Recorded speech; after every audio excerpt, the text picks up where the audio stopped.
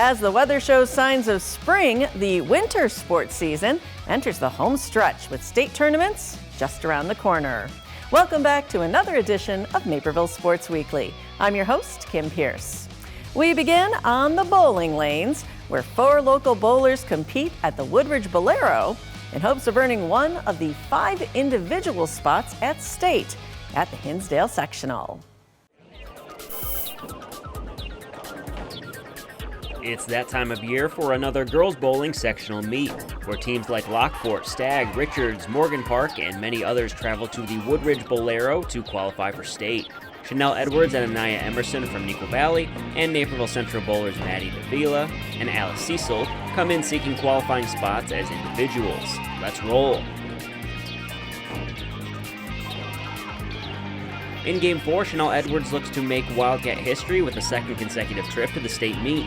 She picks up the spare as she stays near the top 5 individuals. Her teammate Anaya Emerson follows suit to start her afternoon, completing the spare attempt, finishing Game 4 with a score of 183. Lockport and Evergreen Park dominate most of the team action early on, sitting in the top 2 spots following the morning session.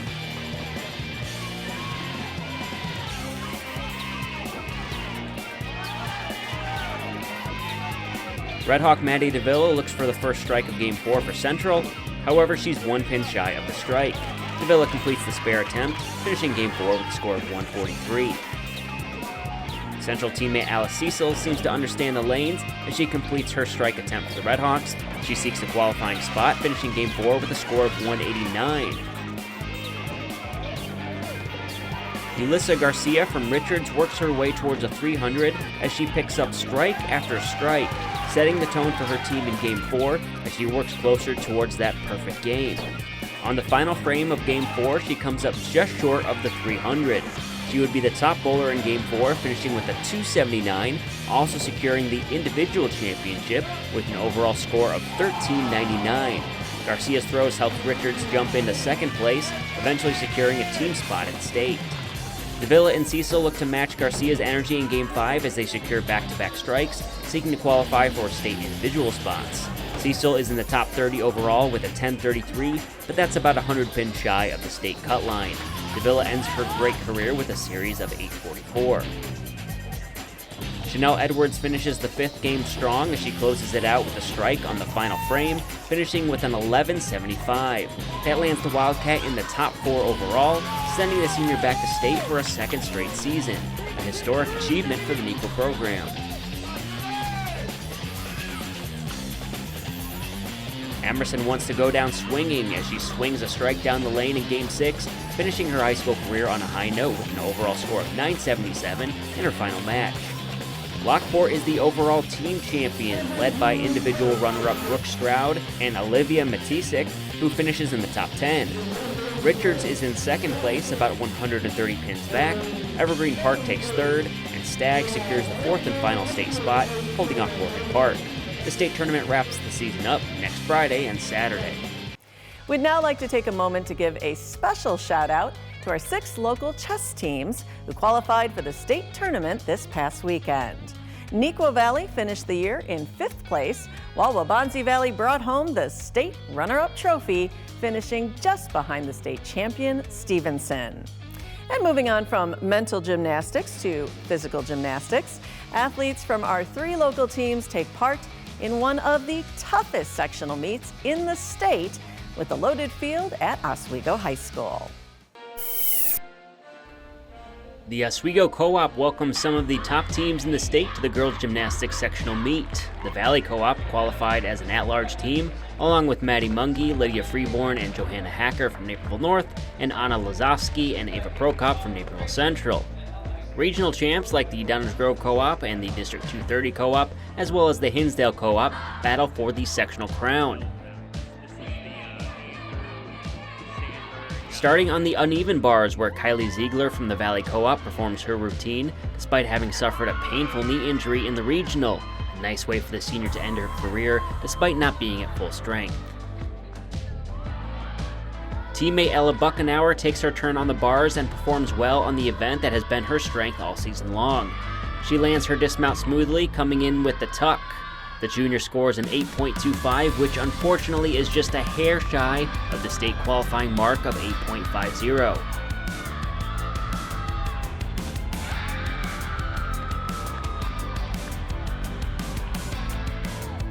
Naperville North sophomore Maddie Mungie goes to work on the bars, her strongest event. She loops around the high bar 3 times and lands with a slight sidestep after a strong routine.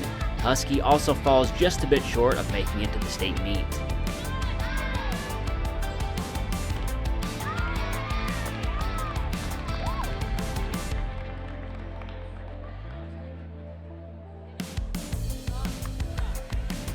Naperville Central junior Anna Lazowski takes her turn and showcases a solid routine on the bars. A sturdy landing on the dismount helps the Red Hawk to one of her best performances of the night.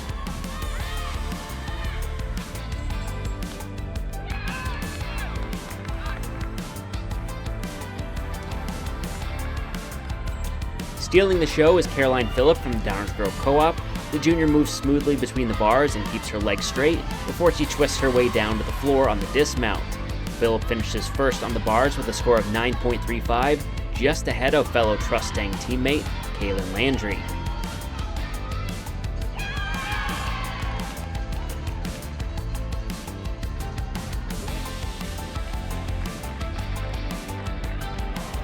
Over to the vault, where Lucia Caruso from the Valley looks to repeat her first place finish from the regional meet. She gets into the 9s, but it would not be enough to qualify in a very competitive event. Naperville Central senior Ava Prokop wraps up her great career with a final vault of 8.55 in her final meet. The Hinsdale Co-op shows well on the vault, where Emma Glashen jumps into 3rd place with a 9.4. Kira Osborne from the Lincoln Way Co-op flips her way to the top of the podium with a 9.425. Matching that performance is freshman Avery Perrone from the Downers Grove Co-op, who skies through the air and lands in a tie for first place with Osborne. Perrone also finishes in 5th place on the bars. Caroline Phillip is back on the podium with a 5th place finish on the vault. She also takes 4th on the floor and finishes in 2nd place in the all-around.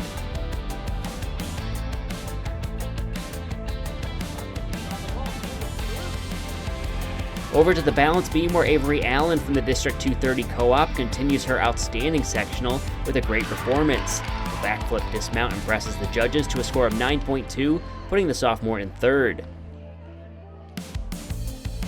The Downers Grove Co-op is battling for the sectional title and gets another first place finish on the beam, where junior Edith Condon dazzles with a 9.25 routine.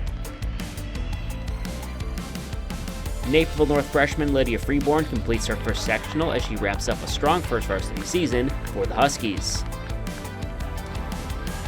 The Trustangs show their depth, with Kaylin Landry also earning a 9.25, tying Condon for the top spot on the podium, moving the team into first place as well.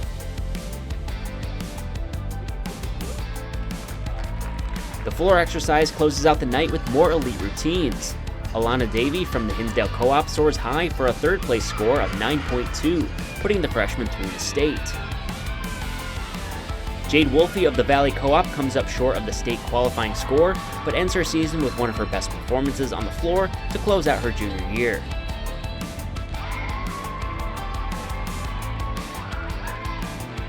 The lone Montini Catholic gymnast Abby Mealis moves on to state in the all-around. She takes 5th on the floor and 3rd on the bars to help her cause. District 230 Co-op gets another great performance from Avery Allen, who takes 2nd on the floor with a 9.25 that helps the first-year high school gymnast do the all-around championship medal, while the Co-op qualifies as an at-large team for state. Naperville North junior Johanna Hacker ends her season with her floor routine getting better and better throughout the year, making the team proud.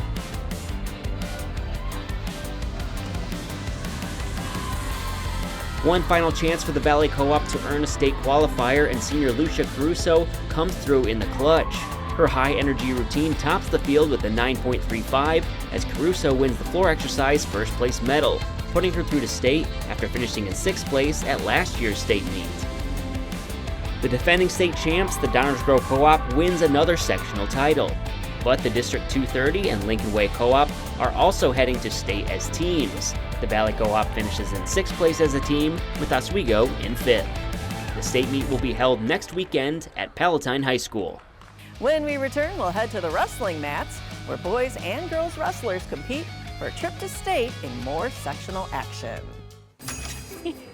I swear, you are single-handedly keeping this place in business. Come on, I'm not here that often. Ben, long time no see. Hey. She's joking. You were here yesterday. Good thing the BMO digital banking app groups your spending into categories like eating out. Not here that often. What's up, Ben? So it's easy to keep an eye on your money and see how you're tracking against a monthly budget. Perfect. Can I get a slice of the Ben, please? Ben, it's good to finally put a face to the slice. We've spent the last 4 years repeatedly telling you how Fair Oaks Lincoln was selected by J.D. Power as the recipient of their prestigious Customer Sales Experience Award. It's our secret sauce. We treat our customers well, and they buy from us repeatedly. Well, get used to it, because here we go again. J.D. Power has chosen Fair Oaks Lincoln again, 5 years in a row, and we've now achieved Diamond status. Fair Oaks Lincoln in Naperville.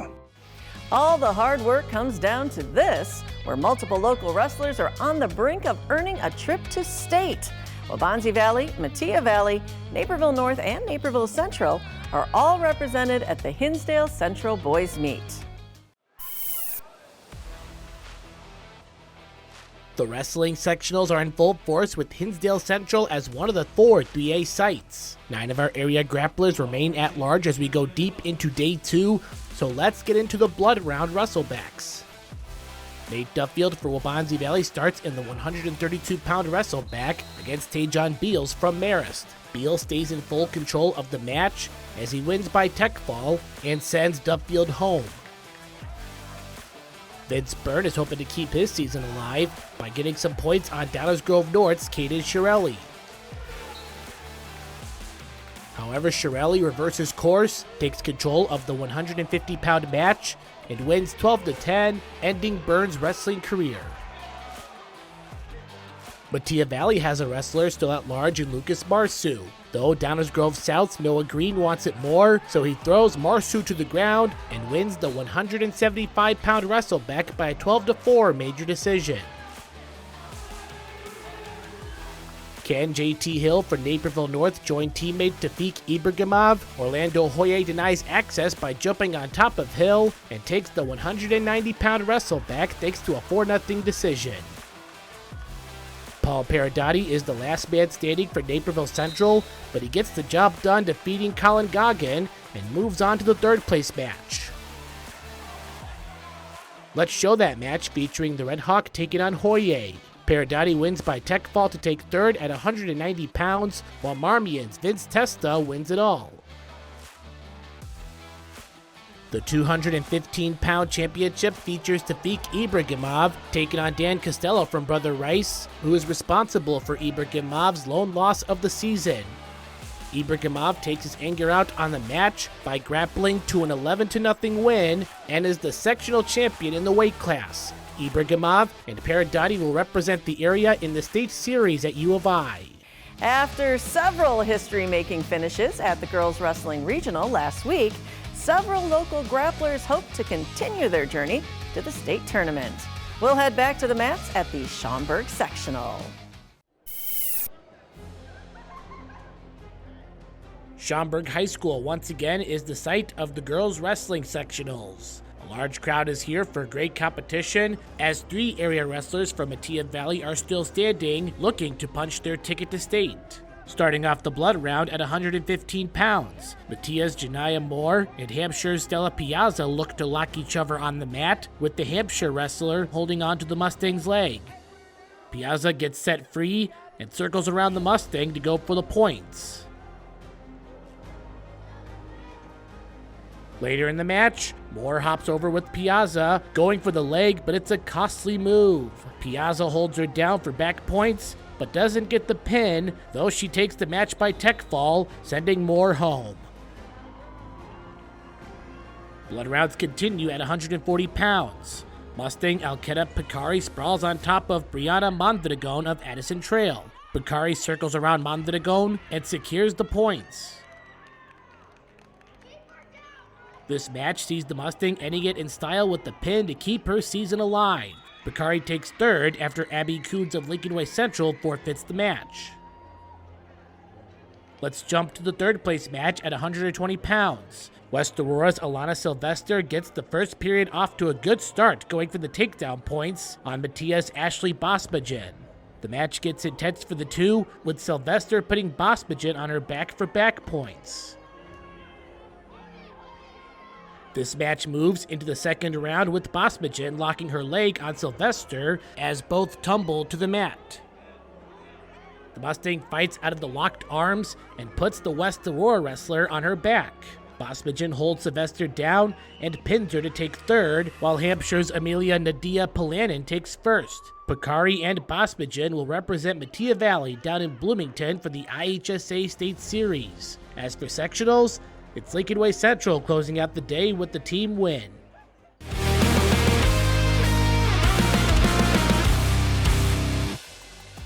It's a fierce matchup in the opening round of the AHAI playoffs between the 17th seeded LZMW Yeti and the 16th seeded Naperville Hockey Club at the All-Seasons Hockey Rink in Naperville. It's win or go home time for both squads, and Landon Connolly knew just that. Up 2-0 in the third, Connor Eilers sets up Connolly behind the net for a prime Michigan game-winning goal for NHC. Let's take a look at that goal one more time as Connolly flips the puck on the back of his stick and lifts his stick to the top right corner for the highlight reel goal. Up next, it's our first playoff hockey action of the year with the start of the Blackhawk Cup tournament. Do you want all the most exciting highlights from your student athlete's high school career? Relive all your favorite stories and moments from the past few seasons of Naperville Sports Weekly by purchasing digital downloads. Visit nctv17.org/shop to order today. Stay in the game with the high school sports coverage you need, delivered how and where you want it.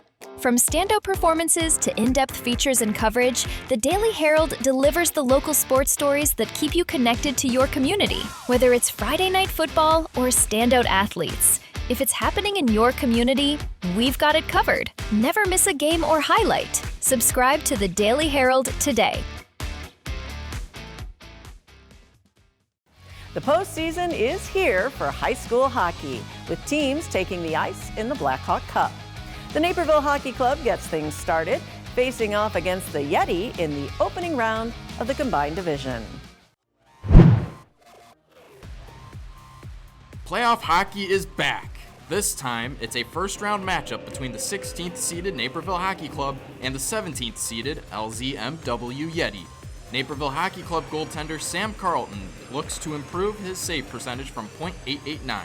And Landon Connolly continues his march towards a 40-point campaign on the season. The start of the game sees both teams fighting for momentum, but it's Naperville getting the scoring started. Braden Rock finds Joseph Farrow on the right wing side, with Farrow sending it into the net for a 1-0 lead with under 4 minutes left in the first period. With less than a minute left in the period, Rock has a shot at a goal of his own. With a great setup pass from Jacob Kistler, it's another NHC score. That's all the scoring action through the first 2 periods of play, with Naperville Hockey Club leading the game 2-0. Jumping ahead to the third period, Connor Eilers finds Landon Connolly behind the net and executes a perfect Michigan goal to extend the Naperville lead to 3-0 with 14 minutes left to play. But the Yeti claw their way back in. Langdon Stokian passes to an open Brody Bautista with a one-timer goal, bringing Naperville's lead down to 2 with 11 minutes left in regulation. Nearly 2 minutes later, the Yeti put another goal on the board. This time, Bautista returns the favor with a shot on goal rebounded by Stokian, who chips the puck into the back of the net. Yetis have momentum with the score now 3-2 with 9:25 left in the third period. In the final moments of the game, the Yetis stayed aggressive and put pressure on the goal, but Naperville closed out the game with stout defense and 44 saves by Carlton. The Naperville Hockey Club takes victory in this first round matchup with a final score of 3-2. Coming up next, the DVC Girls Basketball Championship is on the line with 2 of the best teams in the state squaring off. I swear, you are single-handedly keeping this place in business. Come on, I'm not here that often. Ben, long time no see. Hey. She's joking. You were here yesterday. Good thing the BMO digital banking app groups your spending into categories like eating out. Not here that often. What's up, Ben? So it's easy to keep an eye on your money and see how you're tracking against a monthly budget. Perfect. Can I get a slice of the bun, please? Ben, it's good to finally put a face to the slice. It's auto show time. Innovation, excitement, and the future of driving. And you'll experience it all at Fair Oaks Ford. The thrilling new Explorer, the cutting-edge Bronco Sport, or the adventurous F-150. Drive the future of Ford today. And right now, get 0% APR financing for 75 months. Plus, the best customer experience in the business. Fair pricing, fair deals. Fair Oaks Ford. It's right there in our name on Ogden Avenue in Naperville. Last month, Naperville Central girls basketball comfortably handed Waubonsee Valley its first loss of the season. Now the two state contenders meet for a second time, with the winner taking home the DVC championship title. Let's take a look at this thrilling hardwood matchup. It's one of the most highly anticipated matchups of the girls basketball regular season, with the Waubonsee Valley Warriors hosting the Naperville Central Redhawks. The two powerhouses have dominated the DVC all season long, with identical conference records of 8-1. However, only one can be champion. These two teams met back in January, with the Redhawks earning the victory, which is still the only loss on the ledger for Waubonsee Valley. The Warriors hope to return the favor and win a third consecutive DVC crown. The Redhawks look to start fast as Erin Hackett locates Annabelle Kreitzer. She muscles through the Warrior defense, securing the opening points of the game. Danielle Porcoso responds with offense of her own, securing 2 points for Waubonsee on what would be a big night for the senior. Hackett continues to impress with her court awareness as she locates a wide-open Trinity Jones for three, who knocks it down, keeping the Redhawk offense flowing. Porcoso attacks the Redhawk defense once again, securing an and-one score. However, Waubonsee trailed 9-5 early in the first. Waubonsee looks to feed off from Porcoso's offense as Ariana Garcia locates Sincere Williams for the midi, and it's good. The Warriors go on an 11-2 run and lead 16-11 at the end of the first.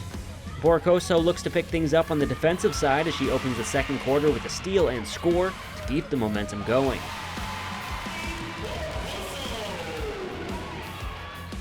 The Redhawk offense gets some needed help as Hackett and Jones secure points for the offense to get Central right back in the game.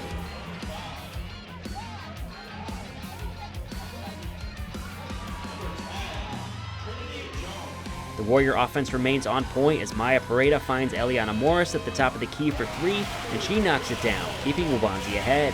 With the second quarter winding down, the Redhawks look for some momentum before going into the break.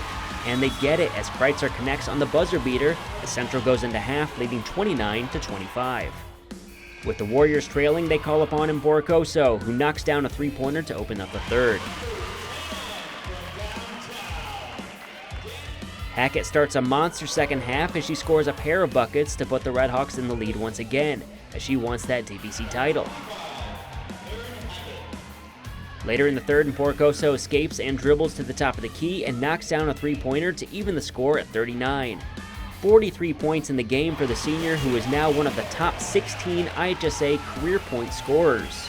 With seconds remaining in the third quarter, Ari Garcia looks to beat the buzzer, and she puts up a half-court shot and connects to give Waubonsee a 5-point lead entering the fourth. The senior is mobbed by teammates.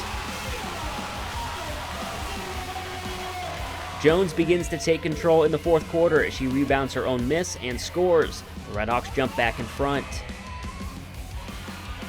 Central looks to pull away as Colette McInerney gives it right back to Hackett with the hot hand. She drains another three, and with that bucket, she surpasses 2,000 career points as the Redhawks lead by 3, 30 points in the game for the senior. With under a minute to play, the Redhawks lead 64-62. Waubonsee moves the ball around as Garcia finds Maya Pareda, who picks a great time for her first basket of the game. The three puts the Warriors in front 65-64. Trinity Jones has the response as he drives to the lane and scores the tough basket through contact off the glass to put Central up 66-65. With less than 15 seconds left, Garcia finds Pareda open in the corner, but the shot rims out. Jones gets the rebound and is fouled.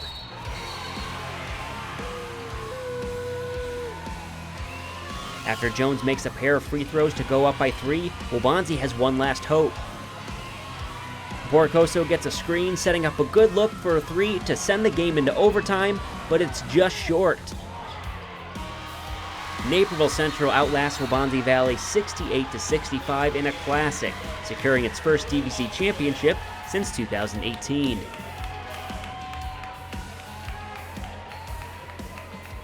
Despite the tough loss to Naperville Central, it's been a history-making career for the senior class of Waubonsie Valley basketball players.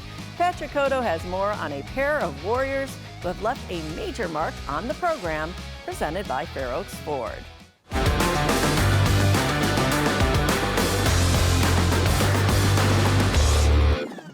For Waubonsie Valley girls basketball, a pass from Ari Garcia plus a Daniela Porcoso bucket equals a record-breaking career for two Warrior seniors. Porcoso not only hit the 2,000 career point mark earlier this season, but she also penciled her name into the IHSA's top 15 list for all-time scoring. She also surpassed Warrior legend Ashley Luke for the single-season scoring record at Waubonsie. It's really exciting. It's really nice.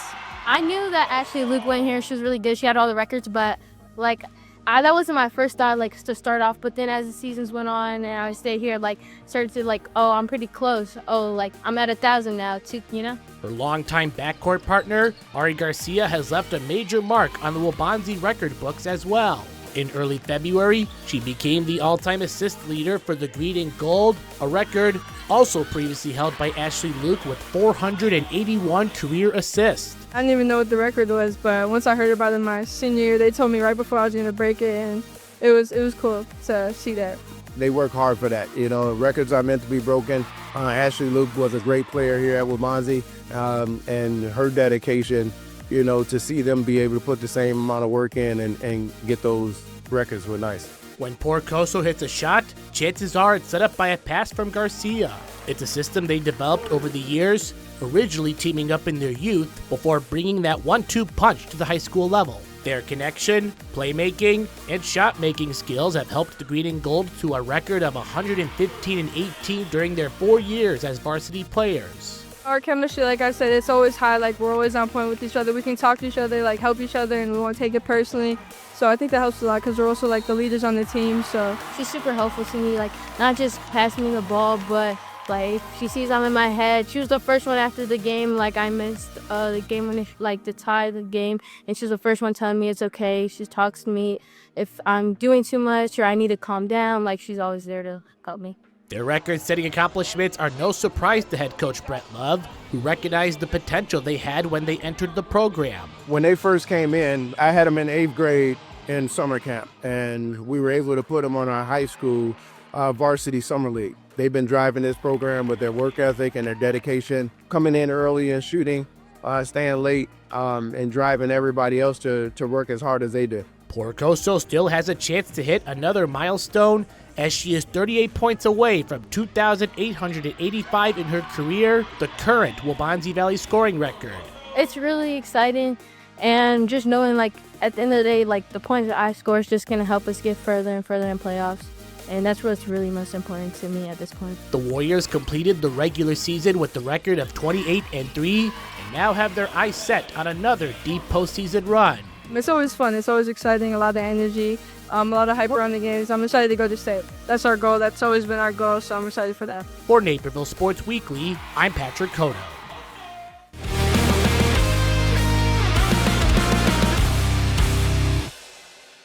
In this high-stakes game, the DVC Championship is on the line as the Naperville Central Redhawks visit the Waubonsie Valley Warriors. Although she's known as Waubonsie Valley's top passer all time, Ari Garcia heaves up a tough, half-court buzzer beater, with time expiring in the third quarter thanks to a Talon Hurd pass. Let's take another look at this shot as Garcia leaps off of her left foot off balance and banks off the backboard for the bucket. And that wraps up another edition of Naperville Sports Weekly. Hopefully the warm weather sticks around because the exciting high school sports action will. In the meantime, you can find our full highlights on nctv17.org, along with all our previous feature stories and community sports. And you can also find us across all social media platforms at NCTV17. For Naperville Sports Weekly, I'm Kim Pierce. We'll see you again next week.